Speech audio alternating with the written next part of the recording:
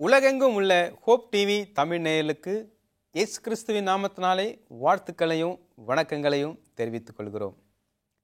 மற்றும் ஒரு இனிய நன்னாளிலே இந்த தெய்வ செய்தியின் மூலமாய் உங்கள் அனைவரையும் சந்திப்பதிலே மிகுந்த மகிழ்ச்சி அடைகிறோம். தேவன் சீக்கிரமாய் வருகிறார். அவர் வருகிறார் என்ற நம்பிக்கையிலே செவன்த் டே அட்வென்டிஸ்ட் திருச்சபை இயங்கிக் கொண்டிருக்கிறது.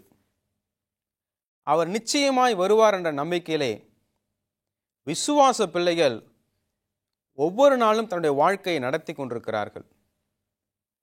அவர் வரும்பொழுது நாமும் நம்மால் ஆயத்தப்பட போகிற மக்களையும் அழைத்து செல்ல வேண்டும் என்று சொல்லி இந்த திருச்சபை வெவ்வேறு வழிகளிலே ஊழியம் செய்து கொண்டிருக்கிறது.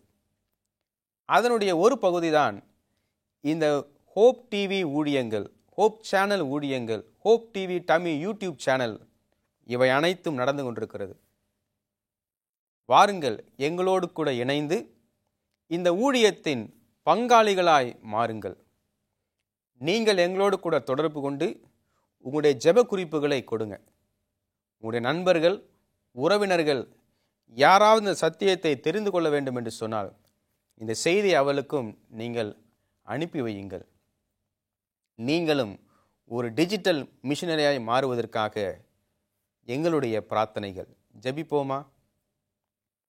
நேசிக்கிற நல்ல ஆண்டவரே, இந்த செய்தியை கேட்கிற பார்க்கிற ஒவ்வொரு உள்ளங்களையும் ஆசீர்வதியும். உம்முடைய சமூகத்திலே எங்களை ஒப்படைக்கிறோம். கர்த்தர் எங்களோடு கூட இடைப்பட்டு எங்களோடு பேச வேண்டுமா ஜெபிக்கிறோம். ஆசீர்வதியும், வழிநடத்தும். இயேசுவின் மூலம் ஜெபிக்கிறோம் நல்ல பிதாவே, ஆமென். அவர் வருகிறார். இந்த வார்த்தை மிகவும் மிகவும் சந்தோஷத்துக்குரிய வார்த்தை. வெளிப்படுத்தல் 22 அதிகாரம் 12 வசனத்திலே, இதோ சீக்கிரமாய் வருகிறேன், அவன் அவனுடைய கிரியைகளின்படி அவன் அவனுக்கு நான் அளிக்கும் பலன் என்னோட கூட வருகிறது என்று சொல்லி ஆண்டவர் சொல்லுகிறார். இந்த நாளின் செய்தியின் தலைப்பானது தேவ எக்காலம். தேவ எக்காலம். யாத்திராகமும் 19 அதிகாரம் 19 வசனத்தை நான் வாசிக்கிறேன். எக்கால சத்தம் வர வர மிகவும் பலமாய் தொனித்தது. மோசே பேசினான், தேவன் அவனுக்கு வாக்கினால் மறுமொழி கொடுத்தார் என்று சொல்லி சொல்லப்படுகிறது. எக்கால சத்தம் வர வர அதிகமாய் மாறினது, தொனித்தது. மோசே பேசினான், தேவன் அவனுக்கு வாக்கினால் மறுமொழி கொடுத்தார். எக்கால சத்தம். ஒரு பாட்டு இருக்கு, ஞாபகம் இருக்குங்களா? எக்கால சத்தம் வானில் தொனித்திடவே எம் இயேசு மராஜனே வந்திடுவார். எக்கால சத்தம். யாத்திராகமம் 19 அதிகாரத்தை நான் வாசிக்கும் பொழுது 1 வசனம், இஸ்ரவேல் புத்திரர் எகிப்து தேசத்திலிருந்து புறப்பட்ட 3 மாதம் 1 நாளிலே சீனாய் வனாந்தரத்திலே சேர்ந்தார்கள். வேதத்தை நான் வாசிக்கும் பொழுது ஆண்டவர் ஆபிரகாமுக்கு ஒரு வாக்குத்தத்தம் கொடுக்கிறார். உன் பிள்ளைங்க 400 வருஷத்துக்கு மேலாக எகிப்தில் அடிமையாக இருப்பாங்க, மறுபடியும் நான் கொண்டு வருவேன் அப்படின்னு சொல்லப்படுகிறது. எகிப்து என்றாலே அடிமைத்தனம் என்று சொல்லி நாம் பார்க்கிறோம். அதில் இஸ்ரவேல் மக்கள் அடிமையாக இருந்து அநேக கட்டிடக்கலைகளை அவர்கள் செய்தார்கள், கட்டினார்கள். பிரமிடுகளை நாம் பார்த்து வியக்கிறோம். ஆனால் நம்முடைய இஸ்ரவேல் மக்கள் சிந்தின இரத்தத்தினாலே, அவள் கொடுத்த தியாகத்தின் உயிர் பலினாலே அந்த கட்டிடங்கள் கட்டப்பட்டிருக்கிறது. ஒரே ஒரு ராஜா மறுபடியும் இந்த பூமியில் வந்து உயிர் தெழுவார். அப்பொழுது அவருக்கு தேவையான காரியத்தை கட்ட வேண்டும் என்று சொல்லி ஒரு ராஜாவுக்கு செய்த ஒரு வீடு தான் பிரமிடுகள் என்று சொல்லி நாம் படிக்கிறோம். இப்படி அடிமைத்தனத்திலிருந்து ஆண்டவர் வாதைகளை கொடுத்து அந்த 10 வாதைகள் இஸ்ரவேல் மக்களுக்கு அற்புதங்களாகவும் எகிப்து மக்களுக்கு தண்டனையாகவும் ஆண்டவர் நிறைவேற்றி முதல் பேரான குமாரன் மரிக்க கொடுக்கப்பட்டு கடின உள்ளத்தோடு பார்வோன் அவர்களை துரத்தி அனுப்பி சிவந்த சமுத்திரத்தின் வழியாக துரத்தி கொண்டு வந்து அந்த சமுத்திரத்தை இரண்டாக பிளந்து வரலாற்றிலையும் அறிவியல்லையும் சரித்திரத்திலையும் தண்ணி ரெண்டா போனதை நம்ம பார்க்குறோங்க. யோர்தான் பிளந்தது, இப்போது சிவந்த சமுத்திரம் பிளந்ததுன்னு படிக்கிறோம்.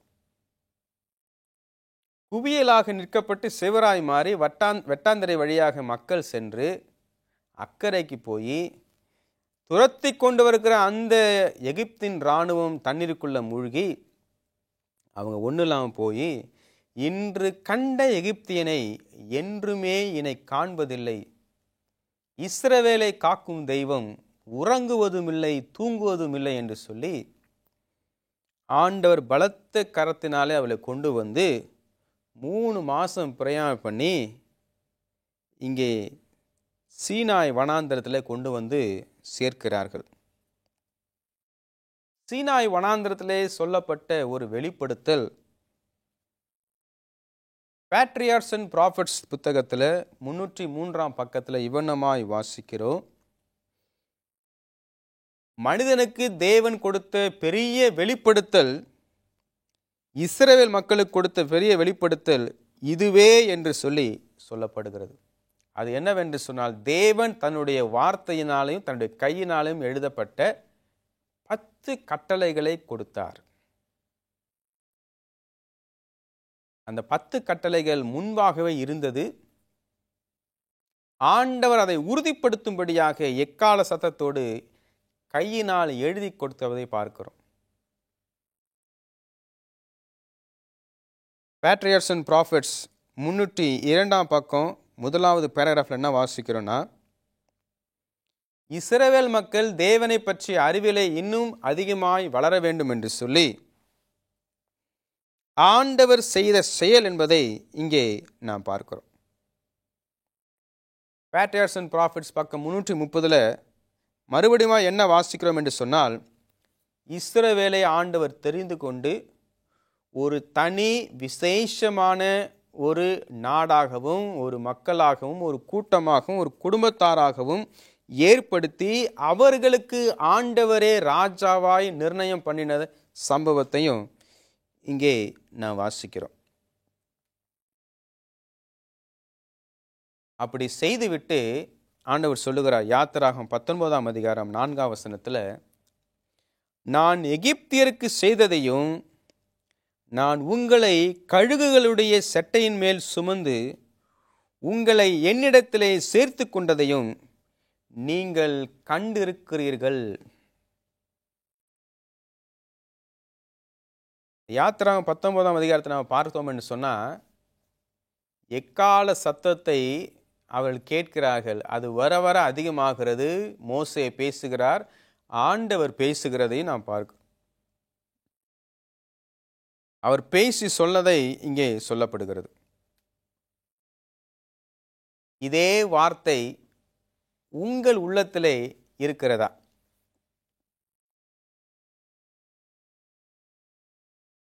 யாத்திராகமம் 19ஆம் அதிகாரம் 5ஆம் வசனம், இப்பொழுது நீங்கள் என் வாக்கை உள்ளபடி கேட்டு என் உடன்படிக்கையை கை கொள்வீர்களானால் சகல ஜனங்களிலும் நீங்கள் எனக்கு சொந்த சம்பத்தாய் இருப்பீர்கள், பூமியெல்லாம் என்னுடையது என்று சொல்லப்படுகிறது.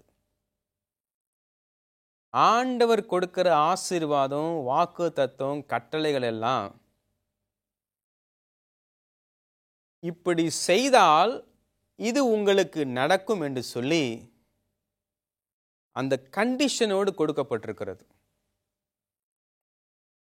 இந்த வாக்கு தத்துவம் அவர்களுக்கு மாத்திரம் கொடுக்கப்படவில்லை, இந்த வாக்குத்தத்தத்தை வாசித்து கொண்டிருக்கிற 21ஆம் நூற்றாண்டிலே நாம் பிழைத்து கொண்டிருக்கிற நீங்களும் நாங்களும் இந்த உலகத்தின் எந்த பகுதியில் இருந்தாலும் ஆண்டவர் உங்களுக்கு கொடுக்கிற வாக்குத்தத்தம், என் வாக்கை உள்ளபடி கேட்டு என் உடன்படிக்கையை கைக்கொள்வீர்களானால் சகல ஜனங்களிலும் நீங்களே எனக்கு சொந்த சம்பத்தான் இருப்பீர்கள், பூமியெல்லாம் என்னுடையது.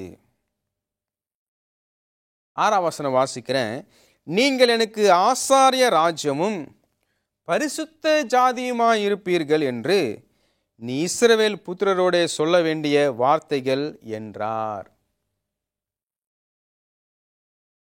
10ஆம் வசனம் வாசிக்கிறேன். பின்பு கர்த்தர் மோசேயை நோக்கி, நீ ஜனத்திடத்தில் போய் இன்றைக்கும் நாளைக்கும் அவர்களை பரிசுத்தப்படுத்தி அவர்கள் தங்கள் வஸ்திரங்களை தோய்த்து 3ஆம் நாளைக்கு ஆயத்தப்பட்டிருக்க கடவர்கள்.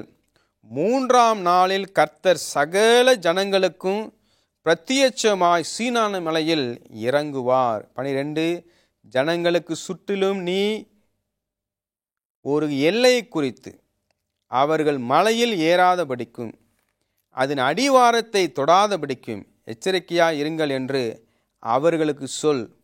மலையை தொடுகிறவன் எவனும் நிச்சயமாக கொல்லப்படுவான். 16ஆம் வசனம். 3ஆம் நாள் விடியற் காலத்தில் இடி முழக்கங்களும் மின்னல்களும் மலையின் மேல் கார் மேகமும் மகாபலத்த எக்கால சத்தமும் உண்டாயிற்று. பாளையத்தில் இருந்த ஜனங்கள் எல்லாரும் நடுங்கினார்கள். 18 கர்த்தர் சீனாய் மலையின் மேல் அக்கினியில் இறங்கினபடியால் அது முழுவதும் புகை காடாய் இருந்தது. அந்த புகை சூளையில் புகையைப் போல எழும்பிற்று. மலை முழுவதும் மிகவும் அதிர்ந்தது என்று சொல்லப்படுகிறது. எக்கால சத்தம். ஆண்டவர் நம்மோடு மென்மையாக பேசுகிறார். அவருடைய அன்பை நாம் சரியாய் புரிந்து கொள்ளாதபடிக்கு நாம் பாவம் செய்வோம் என்று சொன்னால் ஆண்டவர் நம்மை அடிமைத்தன வீடாக எகிப்துக்கு கொண்டு போகிறார். அங்கிருந்து நாம் அழுது ஜெபிக்கும் பொழுது ஆண்டவர் நம்முடைய அழுகையை கேட்டு அங்கிருந்து விடுதலைக்கு கொண்டு வந்து எக்கால சத்தத்தின் மூலமாக மறுபடியுமாய் இந்த 10 கற்பனைகளை உங்களிடத்திலும் என்னிடத்திலும் கொடுக்கிறார் என்பதை மறந்து போகக்கூடாது. யாக்கோபின் இக்கட்டு காலம் நீதி வாசம் பண்ணுகிற கூடாரமாய் மாறி அந்த நீதி வாசம் பண்ணுகிற கூடாரத்தில் 10 கட்டளை நம்முடைய வாழ்க்கையின் ஒரு நெறியாய் மாற வேண்டும் என்று சொல்லி ஆண்டவர் இங்கே பிரயாசப்படுகிறதை நாம் இங்கே பார்க்கிறோம். ஆண்டவர் எங்கே இருக்கிறார்? Where does God dwell? அவர் எங்கே வீற்றிருக்கிறார்? 1 ராஜாக்கள் 8ஆம் அதிகாரம் 12ஆம் வசனம் சொல்லுகிறது. அப்பொழுது சாலமோன் கார் இருளிலே வாசம் பண்ணுவேன் என்று கர்த்தர் சொன்னார் என்றும் வசனம் சொல்லுகிறது. சங்கீதம் 97 2ஆம் வசனம் சொல்லுகிறது, மேகமும் மந்தாரமும் அவரை சூழ்ந்திருக்கிறது, நீதியும் நியாயமும் அவருடைய சிங்காசனத்தின் ஆதாரம். 1 தீமோத்தேயு 6ஆம் அதிகாரம் 16ஆம் வசனம் சொல்லுகிறது, ஒருவராய் சாவாமை உள்ளவரும் சேரக்கூடாத ஒளியில் வாசம் பண்ணுகிறவரும் மனுஷரில் ஒருவரும் கண்டிராதவரும் காணக்கூடாதவருமாய் இருக்கிறவர், அவருக்கே கனமும் நித்திய வல்லமையும் உண்டாயிருப்பதாக. ஆமேன். தேவன் வாசம் பண்ணுகிற இடத்துல யாரும் போக முடியாத அளவுக்கு அவர் பரிசுத்தராய் இருக்கிறார். 1 யோவான் 1ஆம் அதிகாரம் 5ஆம் வசனம், தேவன் ஒளியாய் இருக்கிறார், அவரில் எவ்வளவேனும் இருள் இல்லை. இது நாங்கள் அவரிடத்தில் கேட்டு உங்களுக்கு அறிவிக்கிற விசேஷமாய் இருக்கிறது என்பதை நாம் இங்கே பார்க்கிறோம்.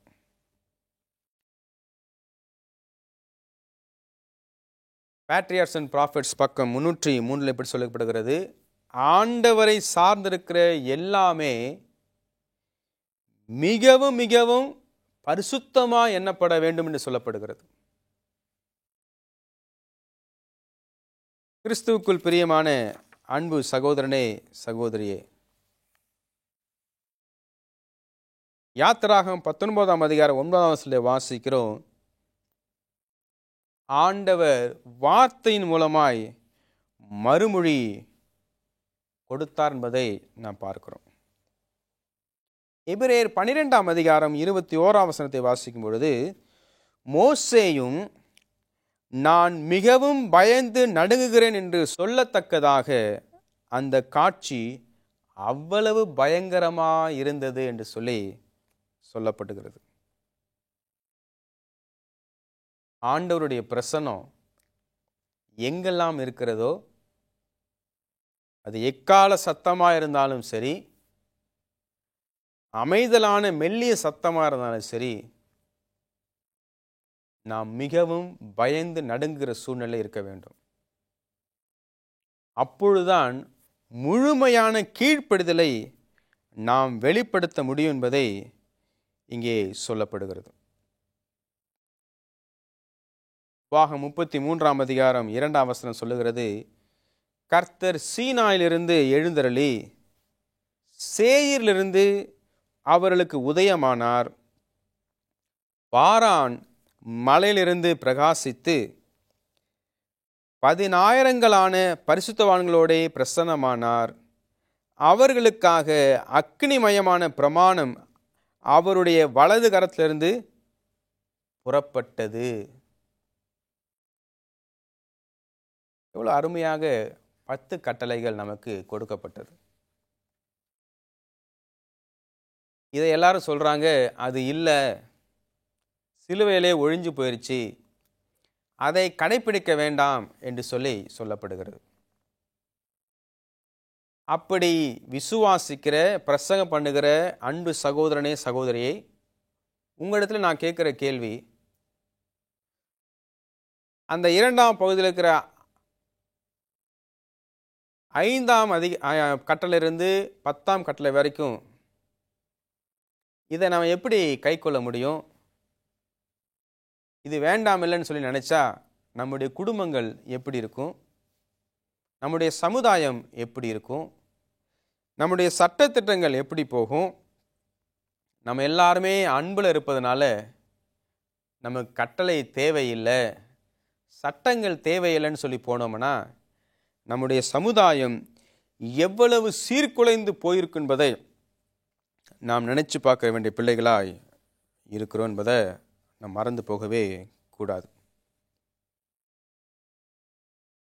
ஆண்டவர் சமூகத்திலே மோசே எவ்வளவு நாள் இருந்தார், என்னெல்லாம் செய்தார் என்பதை நம்ம யாத்திராகமம் 24 அதிகாரத்தில் அதை மிகவும் தெளிவாக நாம் படித்து கொண்டிருக்கிறோம்.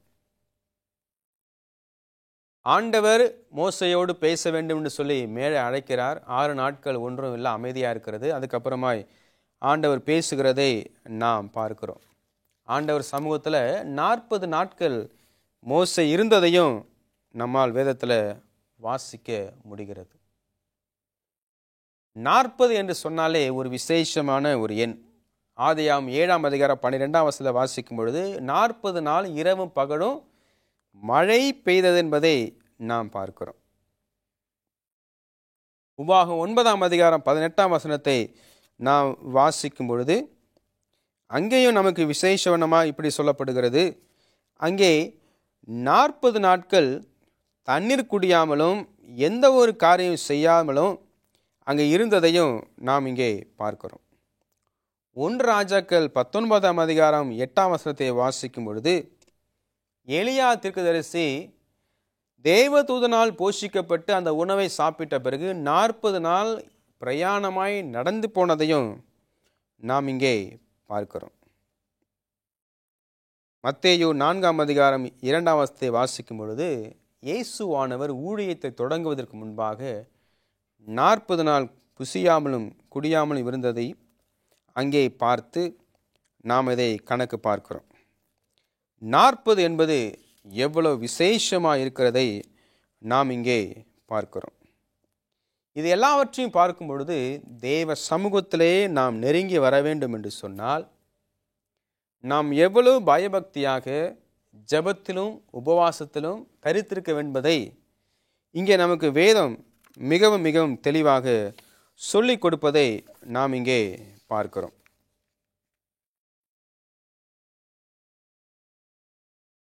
இந்த அனுபவத்தில் தான் ஆண்டவர் தன்னுடைய 10 கற்பனைகளை கட்டளைகளை எழுதுகிறதை நாம் பார்க்கிறோம். உபாகம் 9ஆம் அதிகாரம் 10ஆம் வசனத்தை வாசிக்கிறோம். அப்பொழுது தேவனுடைய விரலினால் எழுதியிருந்த 2 கற்பனைகளை கர்த்தர் என்னிடத்தில் ஒப்பு கொடுத்தார். சபை கூடியிருந்த நாளில் கர்த்தர் மலையிலே அக்கினியின் நடுவிலிருந்து உங்களோட பேசின வார்த்தையின்படியே அவைகளில் எழுதி இருந்தது. ஆண்டவர் இந்த 10 கட்டளைகளை எழுதி கொடுத்ததையும் இங்கே நாம் வாசிக்கிறோம். எபிரேயர் 12ஆம் அதிகாரம் 26ஆம் வசனத்தை நாம் வாசிக்கிறோம். அவருடைய சத்தம் அப்பொழுது பூமியை அசைய பண்ணிற்று. இன்னும் ஒரு தரம் நான் பூமியை மாத்திரமல்ல வானத்தையும் அசைய பண்ணுவேன் என்று இப்பொழுது வாக்குத்தத்தம் செய்திருக்கிறார். முதல் முறை பூமியை அசைத்தார். அப்போது 10 கற்பனைகளை கொடுத்து நல்லதொரு வாழ்க்கையை வாழ வேண்டும் என்று சொல்லி ஆசீர்வதித்து நமக்கு ஒப்பு கொடுத்து நம்முடைய காரியங்களை செய்ய சொன்னார். இன்னொரு முறை அவர் அசைக்கப் போகிறார். அப்பொழுது நான் கொடுத்த கட்டளைகளையும் பிரமாணங்களையும் நீங்கள் கை கொண்டிருக்கிறீர்களா என்ற ஒரு கேள்வியும் நம்மிடத்தை எழுப்ப போகிறார். இந்த முழு இயற்கையும் அதற்கு சாட்சியாய் மாறுகிறதை நாம் பார்க்கிறோம். மத்தேயு 16ஆம் அதிகாரம் 27ஆம் வசனம் சொல்லுகிறது, மனுஷகுமாரன் தம்முடைய பிதாவின் மகிமை பொருந்தினவராய் தம்முடைய தூதரோடு கூட வருவார். அப்பொழுது அவனவன் கிரியைக்கு தக்கதாக அவனவனுக்கு பலனளிப்பார். எக்கால சத்தம் வானத்திலே தொனிக்க பொழுது மோசே தேவனோடு பேசுகிறார். தேவன் மோசையோடு பேசுகிறார். ஆண்டவர் சொல்லுகிறார், என் வார்த்தை இன்னைக்கு நீங்க கேட்டீங்கன்னா என்னுடைய ஜனங்களாக இருப்பீர்கள், நான் உங்கள் தேவனாக இருப்பேன்னு சொல்லி பொருத்தனை பண்ணி உடன்படிக்கை ஏற்படுத்துகிறார். மறுபடியுமா எக்கால சத்தம் கேட்க போகிறது.